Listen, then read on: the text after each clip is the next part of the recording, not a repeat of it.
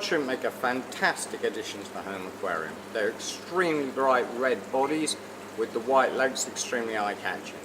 Now people will often only add one to the aquarium, and then you will find that if it's a single specimen they are extremely shy. They're best kept in groups of 2 to 4, and the bigger the group the more they will come out and the more time they'll spend out in the open where you get to see them. If you put in a group bigger than 4, I've found that if you start putting in like 5 or 6 or 7, they just end up splitting up into 2 smaller groups. So it seems to be sort of 2 to 4 seems to be the optimum group size on bloods.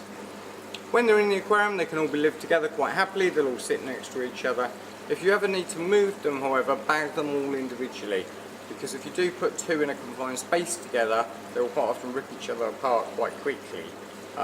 Even a pair that you've had side by side in a tank for a year or more, you can put them in the same bucket temporarily while you do something and you probably end up with a dead shrimp in very short order. I don't know why they do that, but they do. Cleaner shrimps than that you don't get the same problem with.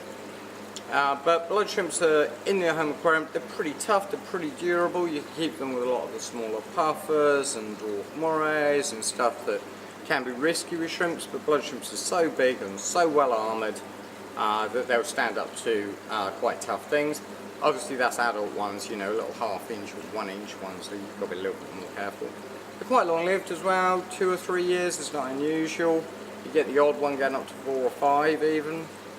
When they freshly shed, they're bright red, and then as the exoskeleton hardens and ages over the next few weeks, it will slowly turn into a dark maroon colour, and then when it sheds it will go back to bright red again. So if you see several in a tank and they're different colours, try and pick the brightest ones, because if you acclimatise them while they're shedding, there's a very small chance that you can lose them while that's happening. So pick the lightest specimens when you go and choose them.